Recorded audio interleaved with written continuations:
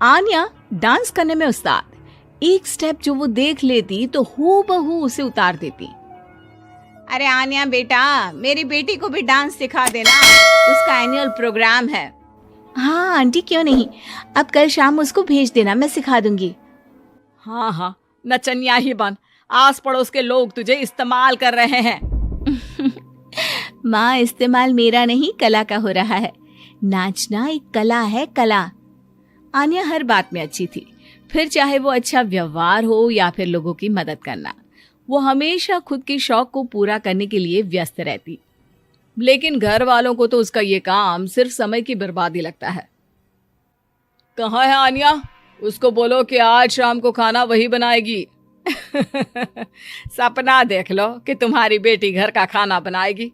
अरे आसपास के लोगों का काम करने से उसे फुर्सत मिले तब तो कहीं जाकर वो हमारे घर का काम करेगी ना। देखो ना, इकलौती बेटी, ऊपर से गैर जिम्मेदार, अब करे तो क्या करे। तभी पड़ोस की पिंकी आ जाती है।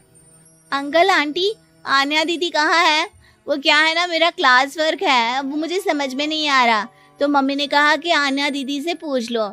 हाँ हाँ, क्यों नहीं, खुद का तो कोई काम है ही नहीं उसे। जाओ जाओ, सीढ़ी से ऊपर चली जाओ, वही कमरे में है आन्या। एक रोज शहर में डांस कंपटीशन वाले लोग आते हैं, जहां आन्या का डांस सबको पसंद आता है। क्या बात है, छोटे से शहर में इतना टैलेंट? बेटा, कौन सिखाता है आपको? कोई नहीं सर, वो क्या है ना, मैं टीवी देखकर सीख जाती हूँ। अरे वाह, और आपके मम्मी पापा कहाँ हैं? वो नहीं आए? नहीं, वो लोग नहीं आए हैं। आन्या कंपटीशन जीत जाती है और घर में टीवी वाले आन्या का इंटरव्यू लेने आते हैं।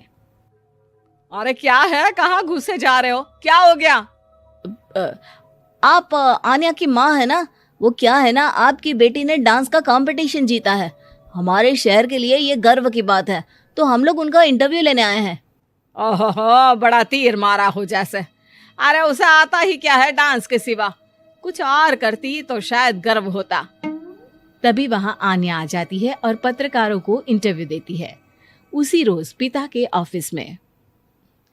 देखो तो आजकल के बच्चे कितने स्मार्ट हैं, धन्य है ऐसे बच्चों के माता पिता को। और किस्मत वाले होते हैं ऐसे माता पिता, वरना मेरी बेटी तो किसी काम की नहीं, सारा दिन बस नाच गाने में ही दिमाग लगाती रहती है। अरे वो बच्ची हमारे शहर की ही है, कितना नाम कमा रही है डांस में, हम तो उसकी बात कर रहे हैं। अच्छा, कोई डांस में भी नाम कमा सकता है? अरे दे देना भाई पेपर की कटिंग, दिखाऊंगा आन्या को भी मैं। क्या नाम बताया? आन्या? यही तो नाम है मेरी बेटी का, आन्या शर्मा। बड़े उम्मीद से रखा था कि कुछ अच्छा नाम कमाएगी, लेकिन नहीं। आजकल के बच्चों को माँ पापा की इमोशन की कदर है क्या? अरे ये देखिए, इस बच्ची का नाम भी आन्या शर्मा ही है, जो पूरे शहर का नाम रोशन कर रही है। पिता अखबार देखते हैं तो सामने बेटी की ही फोटो रहती है। लेकिन ये क्या, जिस फोटो को देखकर हर कोई गर्व कर रहा था, पिता को उस पे कुछ भी खास दिखाई नहीं देता। हमारी ही औलाद है ये, पता नहीं कब कहाँ जाकर नाम लिखवाती है, मुझे तो पता भी नहीं है। अरे शर्मा जी, जरा मिलवा दीजिए ना अपनी बच्ची से, मैं अपनी बेटी को भी ऐसा ही बनाना चाहती हूँ। मेरी बेटी को कुछ टिप्स दे देगी करियर को लेकर। अच्छा, ये दिन आ गया आपकी बेटी के, ले आइए कभी भी, लेकिन बाद में अफसोस ना करिएगा। सभी को आन्या के पिता की बात पर हैरानी होती है कि इतनी टैलेंटेड लड़की के माता पिता आखिर उससे चाहते क्या है। पिता घर आते हैं और माँ से कहते हैं, पता है तुम्हारी लड़की क्या कर रही है, या फिर ऐसे ही व्यस्त रहोगी हमेशा? अरे पता है मुझे, पर आपको कैसे पता चला? अरे कुछ पत्रकार आए थे, पता नहीं कहाँ कौन सा कंपटीशन जीत कर आई है। नजर रखा करो उस पर। तभी वहां पड़ोसन आ जाती है, जो पति पत्नी दोनों ही डॉक्टर होते हैं।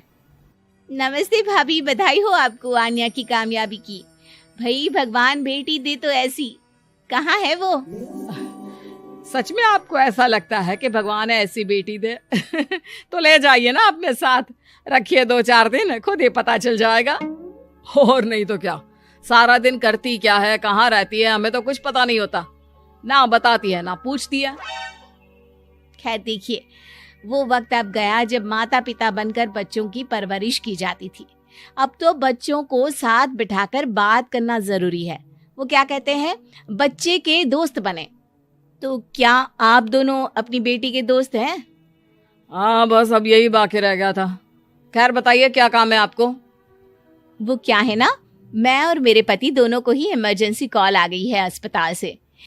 मेरी बेटी आन्या की अच्छी दोस्त है, तो मैं क्या उसे आन्या के पास छोड़ दूं अगर वो फ्री है तो?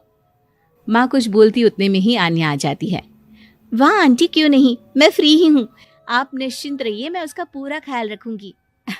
थैंक्स बेटा। वो अपनी बेटी उनके घर छोड़ जाती है, जो आन्या की उम्र की ही होती है। ये क्या मजाक है आन्या? हम लोगों को सोना भी होता है और हर घर का अपना कायदा होता है। मुझे बिल्कुल पसंद नहीं है कि तुम किसी को भी घर में घुसा लो। धीरे बोलिए पापा, कैसी बात कर रहे हैं? अंकल आंटी डॉक्टर है, पता है ना डॉक्टर का फर्ज क्या होता है। अगर वो किसी की जिंदगी बचा रहे हैं तो क्या हमारा फर्ज नहीं बनता कि हम भी उनकी किसी न किसी तरह से मदद करें? आपको तो पता है घर पर अकेले रहना कितना अनसेफ है। हाँ, तो दुनिया को सेफ करने का जिम्मा तू नहीं ले रखा है?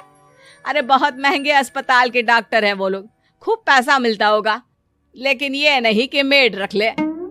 क्या कहती आन्या, कैसे माँ पिता को समझाती कि किसी की मदद करना कोई बुरी बात नहीं है। खैर कुछ महीनों बाद आधी रात को माँ जोर जोर से चिल्लाकर आन्या के कमरे में जाती है।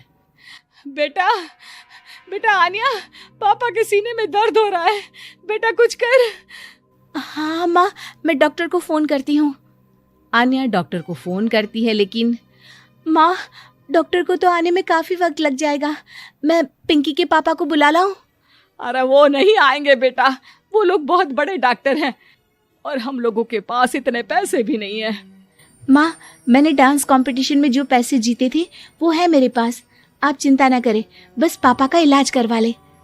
आन्या के कहने पर वो बड़े डॉक्टर ना सिर्फ आन्या के पापा का इलाज करते हैं, बल्कि उन्हें ठीक करके घर भी ले आते हैं।